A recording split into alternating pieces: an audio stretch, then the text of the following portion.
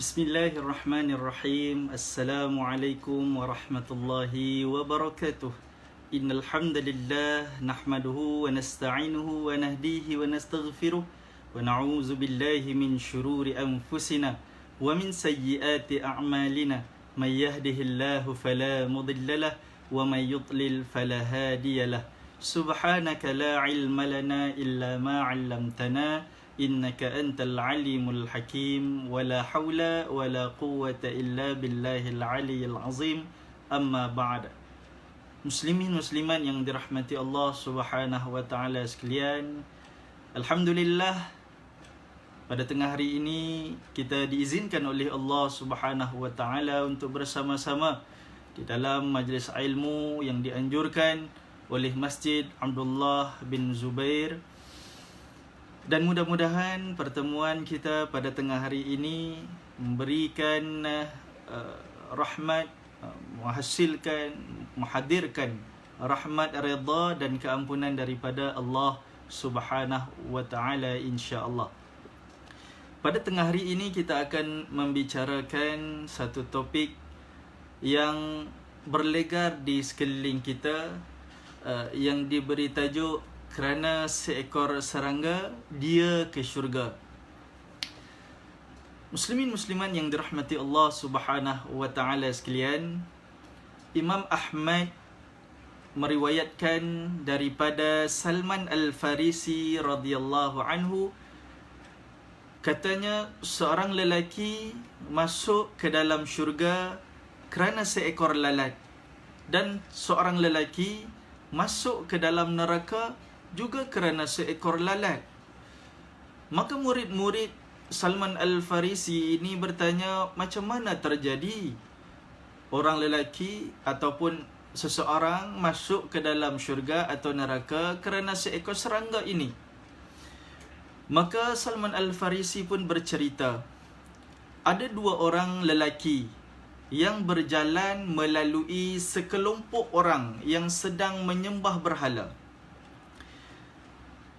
Mereka, kelompok ini tak membiarkan siapa-siapa melalui di kawasan mereka, melainkan orang yang melalui di kawasan itu perlu mempersembahkan korban kepada berhala mereka. Jadi bila dua orang tadi ini lalu di kawasan kaum ini, mereka ditangkap dan disuruh oleh kaum ini, kata kaum ini, persembahkan, berilah sembahan sesuatu untuk berhala kami. Maka mereka menjawab, dua orang kawan ini, dia kata, kami tidak memiliki apa-apa untuk dipersembahkan kepada berhala kamu. Maka mereka, kaum ini kata, persembahkan kepada berhala kami walaupun dengan seekor lalat.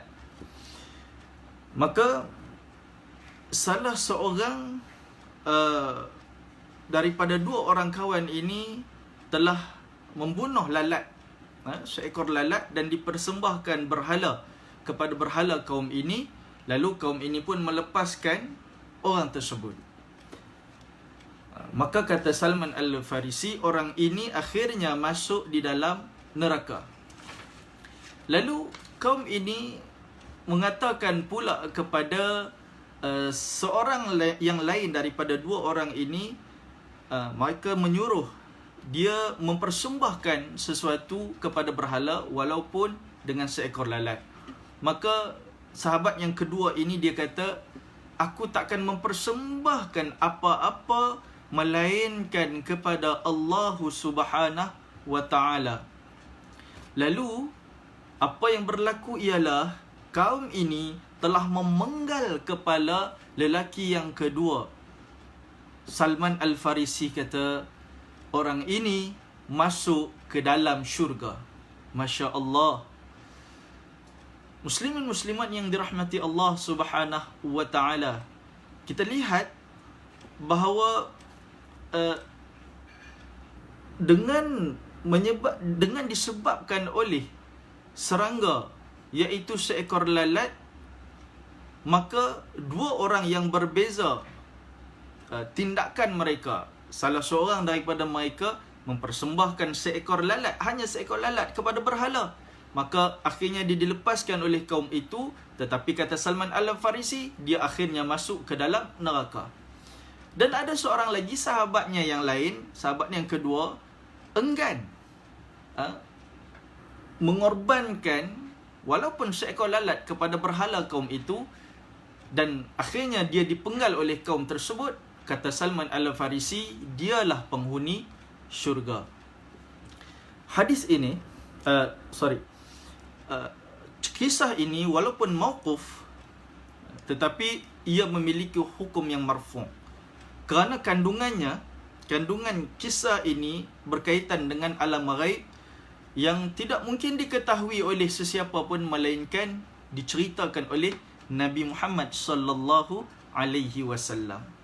Dan hadis ini juga mengajarkan sesuatu yang sangat-sangat penting kepada kita, iaitu perbuatan kecil yang dilakukan oleh seseorang kadang-kadang memberikan satu impak yang besar, kesan yang besar.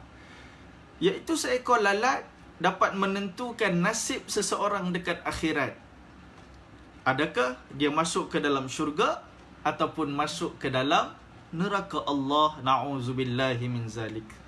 Maka semua yang diperintahkan oleh Rasulullah sallallahu alaihi wasallam, walau sekecil apapun perbuatan itu, maka ia sebenarnya mengandungi hikmah yang cukup besar bagi diri dan bagi masyarakat kita.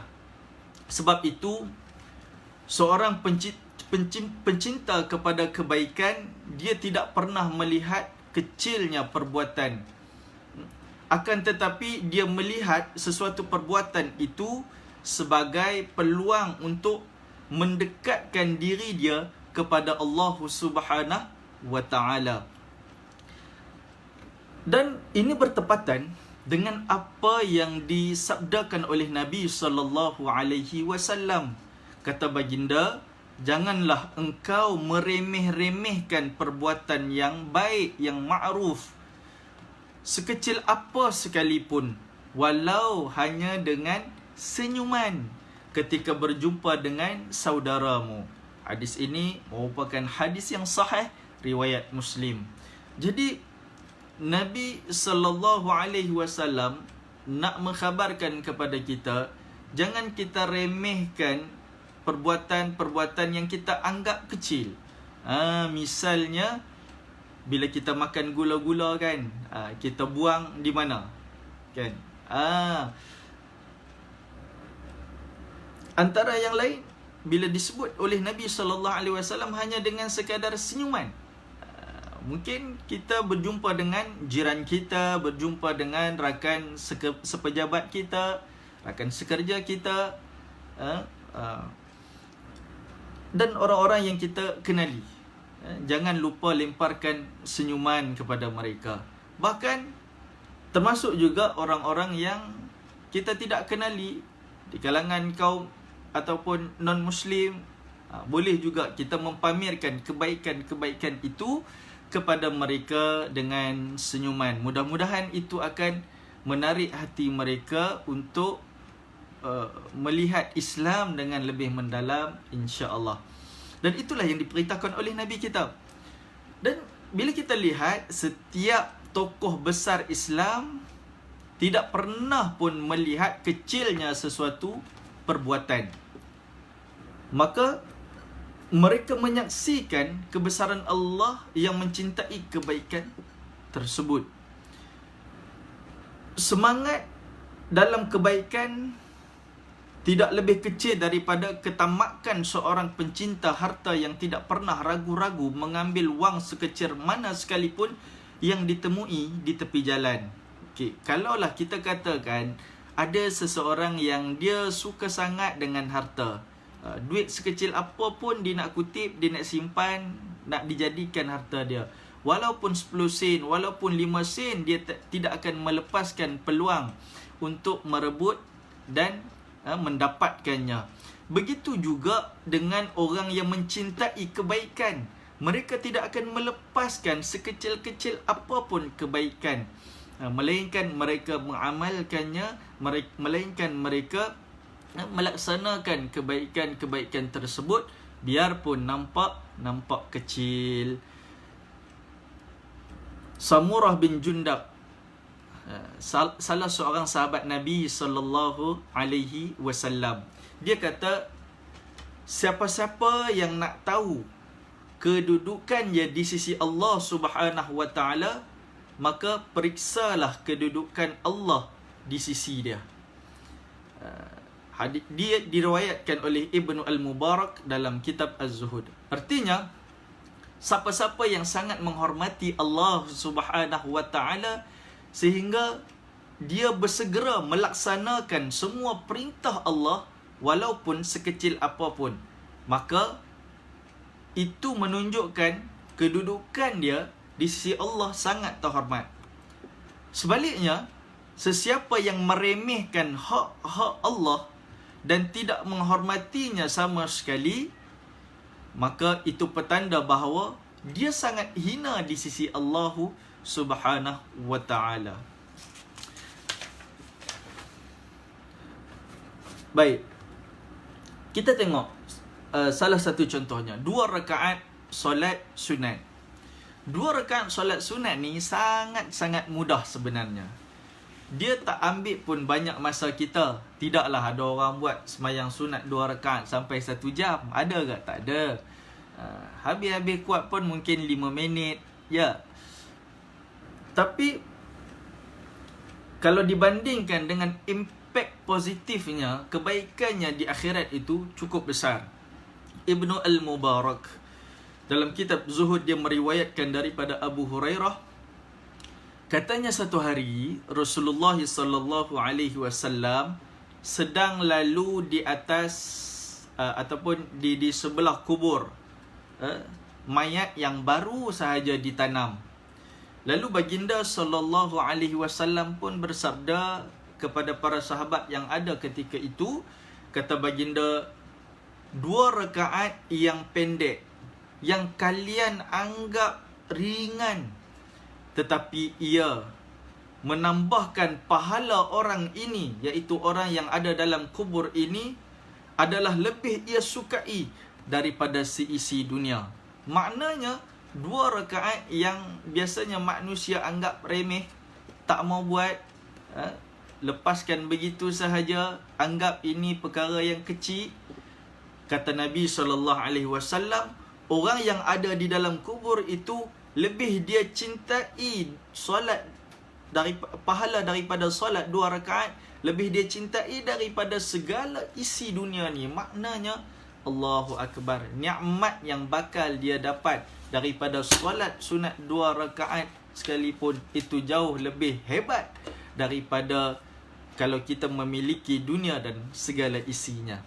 Muslimin, muslimat yang dirahmati Allah Subhanahu wa taala sekalian, bila menyedari hakikat ini, Abdullah bin Amr bin Al-As ketika suatu hari dia lalu di satu perkuburan, lalu dia pun segera melaksanakan 2 rakaat salat sunat. Salah seorang bertanya kepada dia, apakah yang kamu buat ini sebelumnya kamu tak pernah buat pun? Solat sunat 2 rakaat ni sebelumnya kamu tak pernah buat, tapi tiba-tiba hari ini kami nampak kamu buat. Maka Abdullah bin Amr bin Al-As kata apa? Aku membayangkan ahli kubur dan amal perbuatan yang mereka tidak dapat lakukannya lagi. Bila masuk dalam kubur tak dapat dah buat solat sunat 2 rakaat. Jadi bila aku lalu di depan kubur, aku anggap dan aku bayangkan mereka tak ada peluang lagi dah nak buat solat sunat 2 rakaat. Oleh kerana itulah aku buat solat sunat 2 rakaat sebelum aku masuk ke dalam kubur ini. Maka Abdullah bin Amr kata lagi, maka aku ingin lebih dekatkan diriku kepada Allah dengan 2 rakaat solat sunat tadi. Masya Allah, inilah manusia-manusia yang sentiasa mengambil peringatan dan iktibar sebelum dia memasuki alam yang dia tidak lagi dapat beramal, maka hari ini bila dia melihat kubur, dia rasa nak segera beramal sebelum dia sendiri menjadi penghuni kubur tersebut. Masya Allah. Muslimin, muslimat yang dirahmati Allah Subhanahu wa ta'ala. Kita pergi kepada contoh yang lain. Katakan mengutip sampah. Kita tengok bila masuk di dalam masjid, mungkin adalah sedikit sampah atau pasir atau kita kata najis cicak dan sebagainya. Kita biarkan begitu sahaja. Kita nampak ringan sahaja. Dan kita rasa, alah, ini kerja Tok Siap, nanti Tok Siap buatlah. Sedangkan ia membersihkan sampah ataupun kotoran di masjid ini mempunyai nilai yang sangat tinggi di sisi Allah Subhanahu wa ta'ala. Pahala yang cukup tinggi. Imam Al-Baihaqi meriwayatkan daripada Buraidah Al-Aslami bahawa Nabi SAW ada melihat suatu kubur yang baru ditanam. Nabi SAW tanya kepada para sahabat, ini kubur siapa? Maka yang ada ketika itu Sayyidina Abu Bakar, dia menjawab, ini kubur Ummi Mihjan.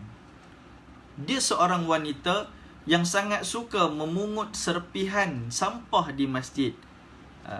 Ummi Mihjan ni sikap baik dia ialah apa? Dia tak boleh tengok sampah ada di masjid. Dia tak boleh tengok ada kotoran. Dia nak kutip sampah tu, buang daripada masjid. Maka Nabi SAW pun bersabda, kenapa kalian tidak memberitahuku tentang kematian Ummi Mihjan ni? Kenapa tak maklumkan kepada Rasulullah SAW? Maka Abu Bakar pun menjawab, waktu itu Tuan sedang tidur, maka kami tak mau ganggu Tuan. Maka kata Nabi SAW pula, jangan buat dah macam tu. Jangan lakukan seperti itu lagi. Sesungguhnya solatku bagi jenazah akan menjadi cahaya di dalam kuburnya. Lalu baginda SAW pun mengatur barisan para sahabat dan menyolatkan wanita tersebut. Lihat bagaimana Nabi SAW sendiri respect dengan orang yang menjaga kebersihan. Dalam konteks kisah ini, Ummi Mihjan, dia menjaga kebersihan di dalam masjid. Maka kita pun bila pergi ke masjid, pergi ke surau, tengok adalah mungkin ada lumut dekat tempat ambil wuduk, mungkin ada serpihan tisu yang ada di penjuru-penjuru masjid, mungkin ada najis cicak yang belum lagi dibersihkan. Maka kita sendiri yang ambil inisiatif untuk membersihkan kotoran-kotoran tersebut, sampah-sampah tersebut. Kerana inilah Nabi SAW sangat suka kepada orang yang menjaga kebersihan, terutamanya kebersihan di masjid.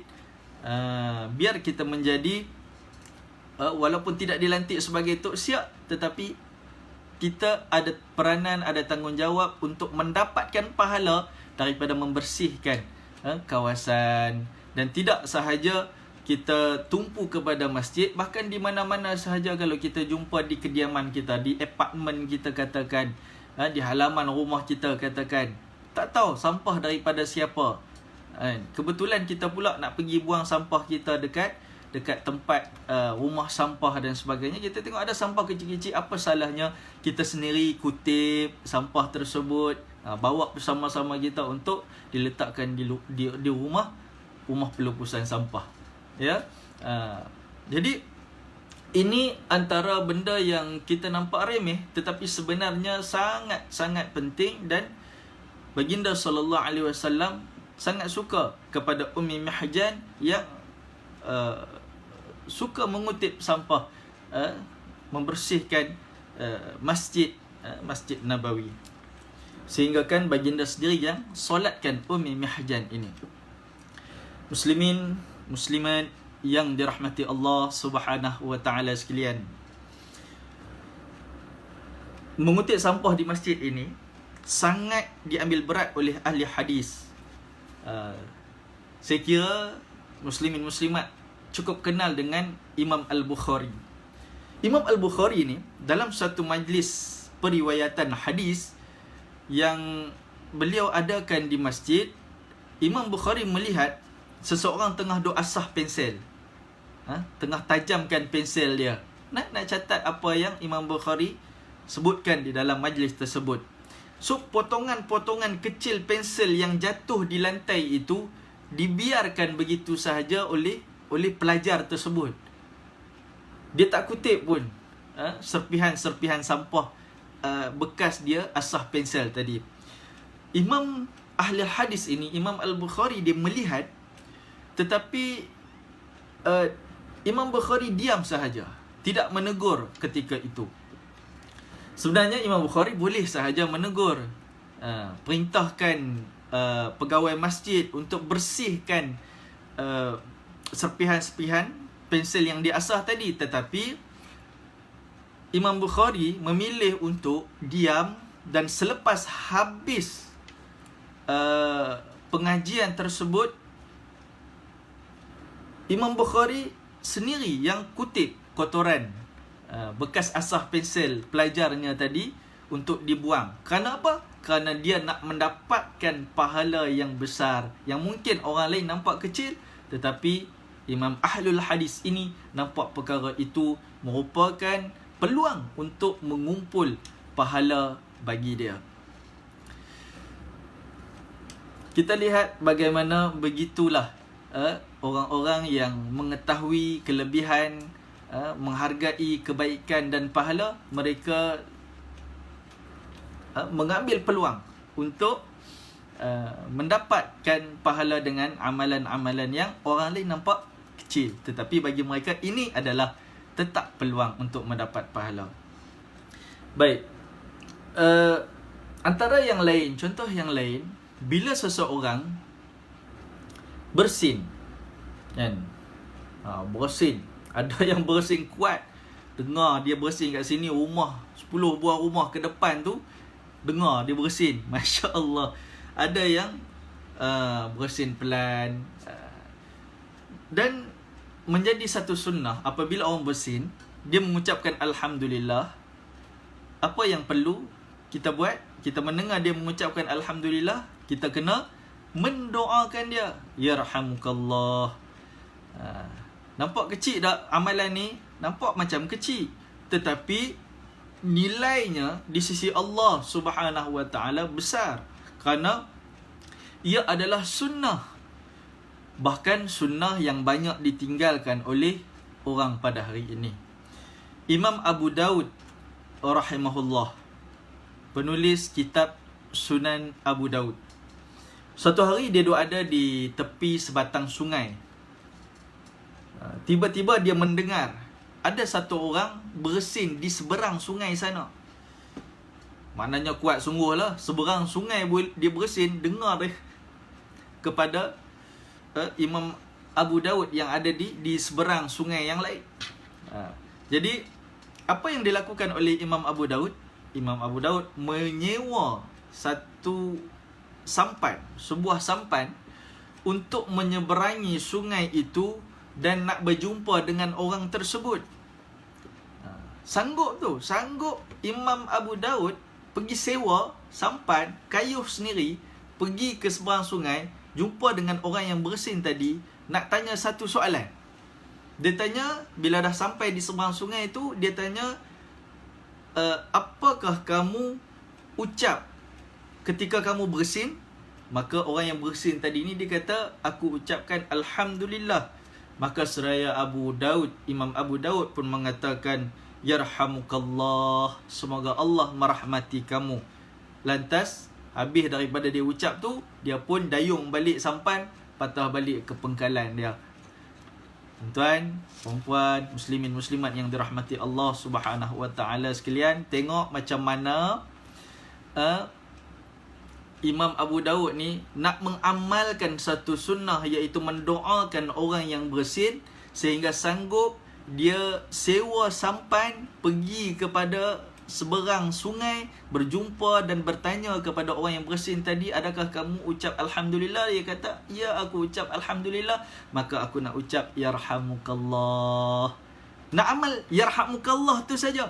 Dia sanggup buat proses daripada sewa sampan, dayung, pi sana tanya dan patah balik.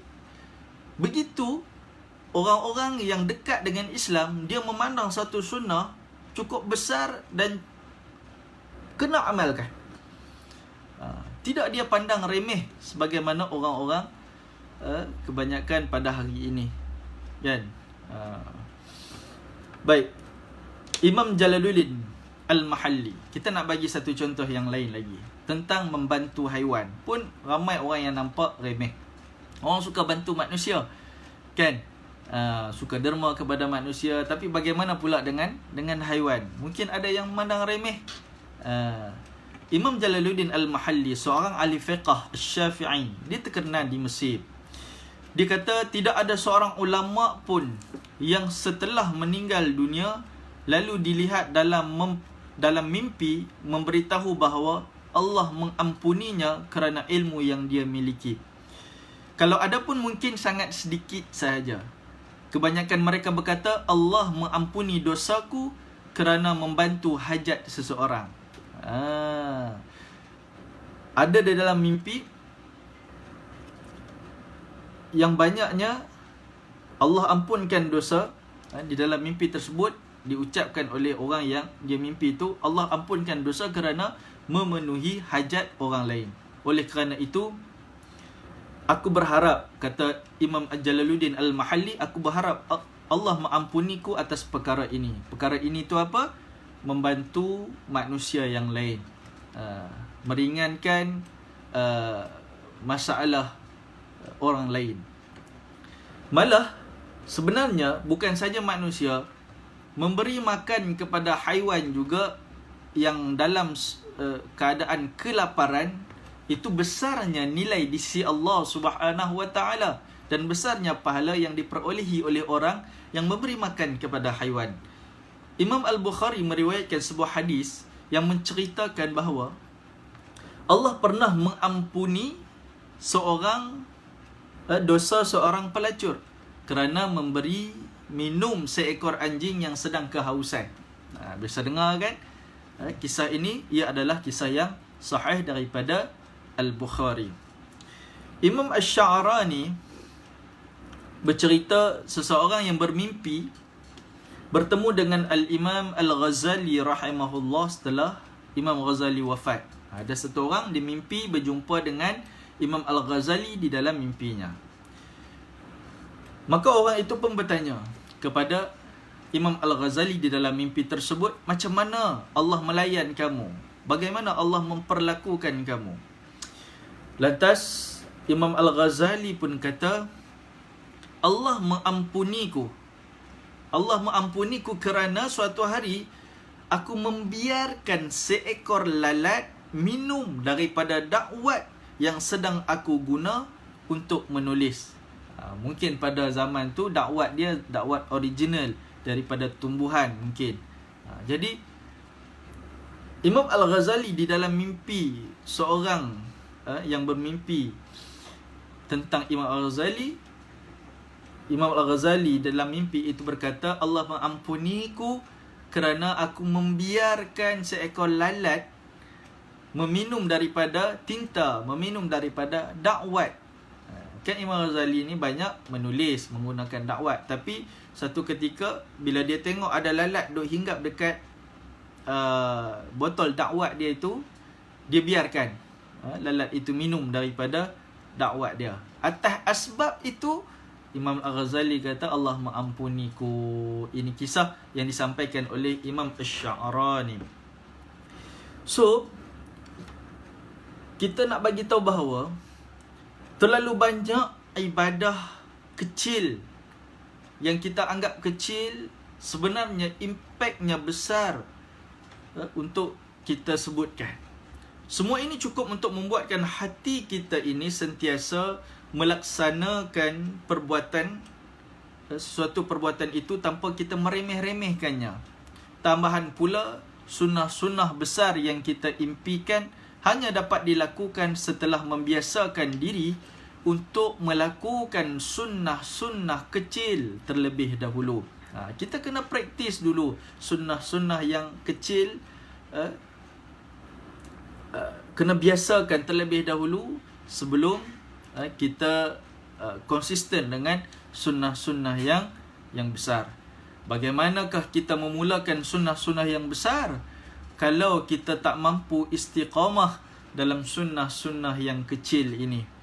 Muslimin muslimat yang dirahmati Allah Subhanahu wa ta'ala sekalian, sebagai kita panggil kontra kepada sikap tersebut, kita tidak boleh meremehkan pula larangan-larangan Allah Subhanahu wa ta'ala, walau sekecil mana sekalipun. Ada orang duk anggap ini dosa kecil, kan? Dosa kecil tak apalah buat. Rupa-rupanya dosa-dosa kecil ini juga akan membentuk noda-noda dan titik-titik hitam di dalam hati kita.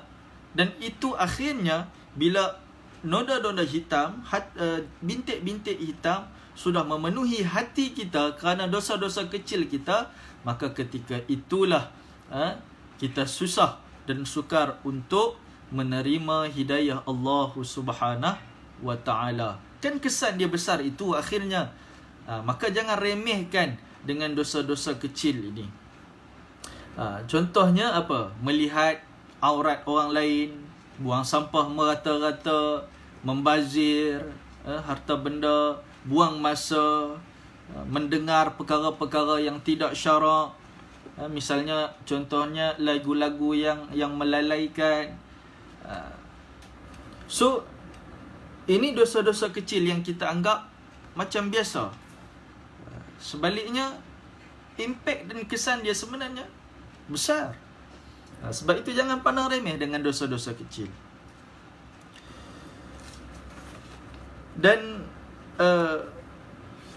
seharusnya kita memandang dosa-dosa kecil ini adalah sebagai dosa juga, sebagai kita kata menentang perintah Allah juga, walaupun kecil. Ada satu kisah pelajar-pelajar Dr. Ashraf di Universiti Yarmouk, Jordan. Satu hari Dr. Ashraf diceritakan tentang dosa-dosa ni.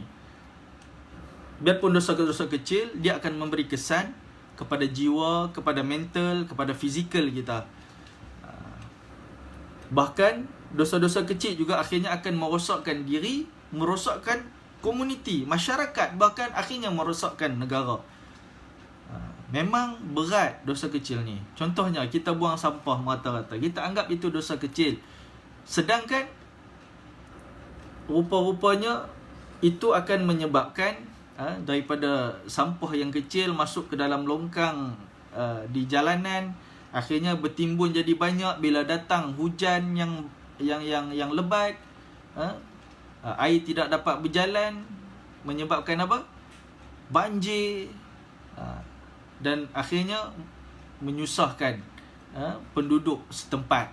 Asalnya daripada sampah kecil yang kita buang, tetapi kesannya sehingga menyusahkan komuniti. Nampak tak kesan dia? Begitulah. Jadi ada salah seorang anak murid Dr. Ashraf ni, dia kata, kalau macam tu kesannya besar, manakah dosa-dosa yang kecil? Maka Dr. Ashraf pun ditanya balik kepada murid dia, mengapa kamu nak tahu pasal dosa-dosa kecil, kamu nak buat ke? Maka tak jadilah mereka mengetahui dosa kecil. Bahkan mereka menyedari bahawa biarpun mereka kata dosa kecil, tetapi impak yang diterima oleh diri, oleh masyarakat itu besar, kesan buruknya. So, kita memandang dosa-dosa kecil juga adalah sebagai pelanggaran kepada perintah Allah Subhanahu wa ta'ala. Jangan kita anggap remeh dan mudah dengan dosa-dosa, biarpun dosa kecil. Baik. Dosa ini ibarat racun yang berbahaya. Ibarat racun yang membahaya. Dia boleh membinasakan kehidupan manusia di dunia dan di akhirat. Seorang yang berakal dan dia cinta kepada kehidupan dia, dia tidak akan mencuba minum racun walaupun sedikit. Betul tak? Maka kita anggap dosa kecil ini sebagai racun yang berbahaya kepada dunia dan akhirat kita. Kalau kita minum walaupun seteguk, walaupun setitis, adakah kita sanggup? Kan? Oh, jangan buat main-main. Kerana kesannya akan membawa kebinasaan kepada kita. Ibnu Hibban meriwayatkan sebuah hadis daripada Nabi sallallahu alaihi wasallam, "Innar rajul la yuhramur rizqa bidzambi yusibuh." Maksudnya, kadang-kadang seseorang tidak mendapat rezeki akibat dosa yang ia lakukan. Ruginya kita bila kita buat dosa adalah semasa di dunia lagi. Bukan kata akhirat esok dapat azab. Bahkan bila di atas dunia, rezeki terhalang dengan sebab dosa yang kita lakukan. Sepatutnya kita dapat rezeki yang banyak, tetapi kerana dosa yang kita buat, rezeki kita makin sempit, makin pendek, makin susah, makin sukar. Begitu kesan dosa biarpun kecil, tetapi kehidupan kita akan menjadi susah dan sukar. Imam At-Tabarani meriwayatkan daripada Ibnu Mas'ud radhiyallahu anhu. Beliau berkata, saya yakin bahawa seseorang dapat melupakan ilmu yang telah dipelajari akibat dosa yang ia lakukan. Kerana dosa yang kita buat, ilmu yang kita pelajari boleh hilang keberkatannya. Mungkin kita ingat ilmu yang kita belajar dulu, tetapi tidak menjadi manfaat kepada kita lagi. Maka dosa-dosa ni telah menyebabkan manusia jauh daripada kepandaian, jauh kepada ilmu, jauh daripada rezeki. Maka bila kita jauhi daripada dosa, rezeki pun datang kepada kita. Ilmu dan manfaatnya juga datang kepada kita, insya-Allah. Bahkan jangan kita meremehkan satu kalimah yang kita ucapkan, kerana kalimah tersebut kadang-kadang membawa kebinasaan kepada kita.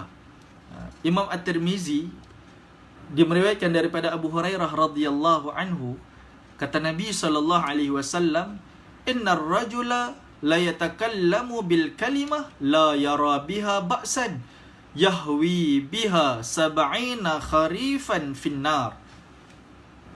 Nabi SAW ingatkan kepada kita, seringkali satu patah perkataan yang diucapkan oleh seseorang yang dapat ataupun membuatkannya melayang-layang di neraka selama 70 tahun. Sebab satu patah perkataan sahaja. Pengalaman hidup banyak memperlihatkan hubungan antara seseorang dengan temannya, anaknya, isterinya, bahkan orang tuanya terputus akibat satu kalimah yang terlanjur dia ucapkan. Sebab itu kita kena jaga sungguh-sungguh apa yang keluar daripada mulut kita. Walaupun satu patah perkataan, ya. Kerana itu akan beri kesan kepada akhirat kita. Satu patah perkataan pun dicatat oleh malaikat. Ingat, dan ia walaupun satu patah perkataan akan dipersoalkan oleh Allah Subhanahu wa taala. Kalau terlajak kata kita, menjawablah kita nanti dekat akhirat. Sebab itu kalau kita ada salah kata dengan manusia yang lain, segeralah mohon ampun dan maaf daripada mereka agar kita tidak dipersoalkan lagi di akhirat kelak. Muslimin, muslimat yang dirahmati Allah Subhanahu wa taala sekalian. Sebahagian besar masyarakat kita, termasuk orang-orang yang bertugas sebagai guru agama, seringkali meringankan pergaulan dengan orang yang bukan mahram. Ini pun menjadi trend kita kata pada hari ini. Bila kita bercakap dengan orang yang bukan mahram, kita meringankan pergaulan. Kita buat macam tak ada batasan. Sehingga seringkali terjadinya khalwat yang diharamkan. Terjadi khalwat yang diharamkan. Rasulullah sallallahu alaihi wasallam memperingatkan bahawa berdua-duaan dengan orang yang bukan mahram itu merupakan alat untuk syaitan merosakkan iman seseorang. Larangan ini juga terjadi untuk semua orang yang tidak mengenal usia, tidak mengenal ilmu seseorang. Bila terperangkap daripada dalam soal ini, maka susahlah kita keluar. Siapa yang merasakan bahawa ia tidak terkeluar daripada larangan ini, itu menunjukkan kejahilannya terhadap syariat agama Islam.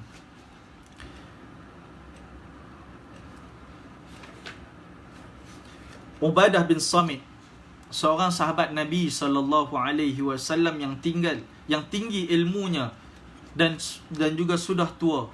Dia kata tentang diri dia kata, "Tidakkah kamu melihat bahawa aku selalu berjalan sambil dipapah, hanya makan makanan yang lembut-lembut, dan keinginan syahwatku dah lama mati.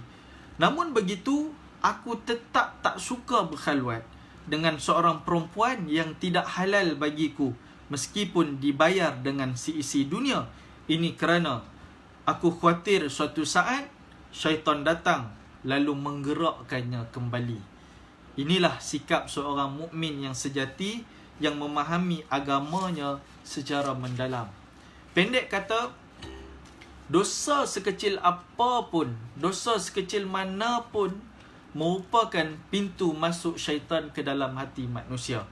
Apatah lagi kalau kita ni dah memang ahli ibadat, baca Quran banyak, bangun sembahyang tahajud, sembahyang duha lagi, puasa sunat lagi, rajin zikir, rajin selawat, rajin pergi ke masjid. Kita ni kira kategori ahli masjid lah, kan?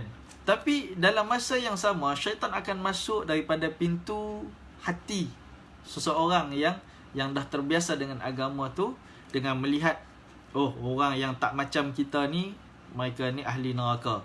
Orang yang tak bangun tahajud ni, dia ni payahlah dalam kubur. Orang yang begini, dia begini dan sekian-sekian. Nampak buruk orang, nampak aib orang, dan dia rasa diri dia lah yang terbaik. Maka inilah pintu syaitan untuk merosakkan orang yang sudah terbiasa dengan agama. Sebab itulah kita kena ingat bahawa dosa apapun, apatah lagi dosa dengan manusia ni, merupakan pintu masuk kepada syaitan untuk merosakkan kita, anak cucu Adam. So terserah kepada kita, adakah akan membiarkan pintu itu terbuka atau segera ditutup serapat-rapatnya agar syaitan tidak boleh masukkan jarumnya untuk menyesatkan kita. Maka dengan sebab itu, kita kena melihat dosa sekecil apapun adalah sesuatu yang besar, sesuatu yang merugikan kita di dunia dan di akhirat. Ingat kisah yang kita sampaikan pada awal tadi, iaitu kerana seekor lalat seseorang boleh masuk ke dalam syurga. Kerana dia rasa dosa tu kecil, akhirnya dia tercampak ke neraka. Dan ingat bahawa seseorang yang melihat kebaikan walaupun kecil, kebaikan itu kecil, tapi dia melihat itu potensi untuk dia mendapat pahala yang besar, maka akhirnya dia ke syurga. Sebagaimana kisah yang kita sampaikan pada awal tadi, orang yang tidak mahu berkorban kepada berhala walaupun hanya seekor lalat, dia hanya nak korbankan sesuatu kepada Allah Subhanahu Wa Taala sahaja, akhirnya dia ke syurga walaupun matinya dengan mati dipenggal, tetapi kebaikan hatinya tidak mahu ada sekelumit pun kejahatan masuk ke dalam diri dia, sekelumit pun keburukan yang dia nak buat. Dia tutup terus pintu syaitan itu, maka akhirnya baginya ke syurga. Jadi sekadar itulah perkongsian kita pada tengah hari ini, sebagai kesimpulannya, jangan kita memandang remeh suatu kebaikan, kerana mungkin di sana adanya rahmat Allah, adanya redha Allah. Dan jangan kita meremehkan sesuatu keburukan, kerana mungkin di situlah ada kemurkaan Allah Subhanahu wa taala. Hadza wa billahi taufiq. Wassalamualaikum warahmatullahi wabarakatuh.